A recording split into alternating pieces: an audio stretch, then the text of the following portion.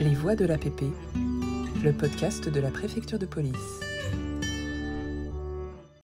Le concours Lépine. Saviez-vous que la préfecture de police était à l'origine d'un des concours les plus connus au monde, le concours Lépine? Vous connaissez? Un concours où bon nombre d'objets facilitant notre quotidien ont été présentés pour la première fois. Un concours qui prit le nom de son inventeur, le préfet de police Louis Lépine. Depuis 120 ans, le concours Lépine met en lumière les inventions les plus innovantes et les plus loufoques. Aujourd'hui grande foire internationale, le concours n'en reste pas moins une production parisienne. Son créateur, Louis Lépine, est d'ailleurs une figure emblématique de la préfecture de police. Son mandat de préfet de police de 1893 à 1913 est jalonné d'inventions révolutionnaires pour l'époque. Grâce à lui, les policiers se dotent de nouveaux équipements, de moyens de transport, de tenues. Il crée de nouvelles unités, comme la brigade fluviale, et propose une nouvelle réglementation encadrant la circulation dans la ville. Malgré toutes ces innovations au service de l'ordre public, le nom du préfet parisien accède à la postérité grâce à un domaine tout à fait étranger à la police, celui des inventeurs. Explication. Au début du XXe siècle, une grave récession économique frappe la France. La concurrence étrangère, notamment allemande, met en grande difficulté les petits fabricants de jouets et de quincailleries parisiens. Face à la puissance industrielle qui ne cesse de prendre de l'ampleur, les artisans parisiens tentent de trouver des solutions. Ils décident alors de vendre leurs créations à la sauvette dans les rues de la capitale. Ces attroupements dégénèrent souvent en émeutes de boutiquiers et mobilisent les policiers de la préfecture de police. La situation inquiète en haut lieu.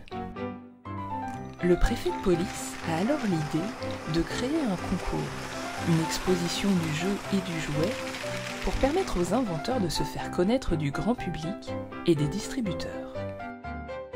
Pour les attirer, il propose que des concurrents bénéficient d'une protection juridique contre le plagiat de leur matériel, un brevet gratuit. C'est un succès immédiat. Le premier concours rassemble déjà des centaines d'inventeurs et des milliers de visiteurs. Ce qui n'était qu'une simple solution pour apaiser les rues parisiennes devient alors une véritable institution conçue pour durer. Outre les jouets et les jeux, le concours s'ouvre à d'autres secteurs, automobile, aviation, médecine, musique.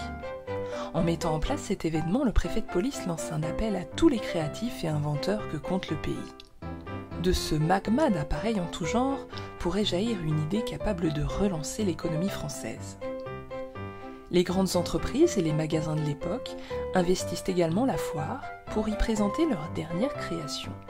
Certaines grandes entreprises encore en activité sont nées grâce au concours Lépine, et la plupart des inventions du XXe siècle y ont été présentées en avant-première.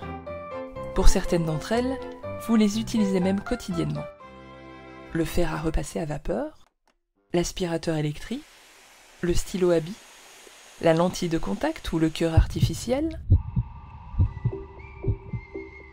Plus récemment, on y a même découvert l'imprimante 3D. Le concours est également connu pour ses inventions plus avant-gardistes. Citons à titre d'exemple le tire-botte, qui permet de retirer ses chaussures sans se pencher, la cravate magnétique, pour vous éviter de faire un nœud de cravate à chaque utilisation, ou encore les cils ombrelles, que l'on accroche à ses paupières pour protéger son regard du soleil. Des innovations qui, semble-t-il, n'ont pas vraiment su trouver leur public. Et pourtant, exposer au concours Lépine offre à l'inventeur une visibilité extraordinaire. Près d'1 million de visiteurs s'y croisent à chaque édition et 90% des objets qui y sont présentés sont ensuite exploités. Le concours continue d'attirer aujourd'hui encore de nombreux inventeurs venus du monde entier. Pour y participer, il faut s'assurer de respecter les conditions. L'objet doit posséder un titre de propriété industrielle ou intellectuelle et exister à l'état de prototype ou de maquette. Il ne doit pas porter atteinte à l'homme ou aux animaux. Et il doit être conforme à la déontologie imposée par les organisateurs. Lorsque ces conditions sont remplies, le créateur peut présenter son invention. Et peut-être pourra-t-il recevoir l'un des 3 prix annuels décernés par la préfecture de police, qui ne s'est jamais désintéressée du concours créé par son illustre préfet. Les Voix de l'APP, le podcast de la préfecture de police.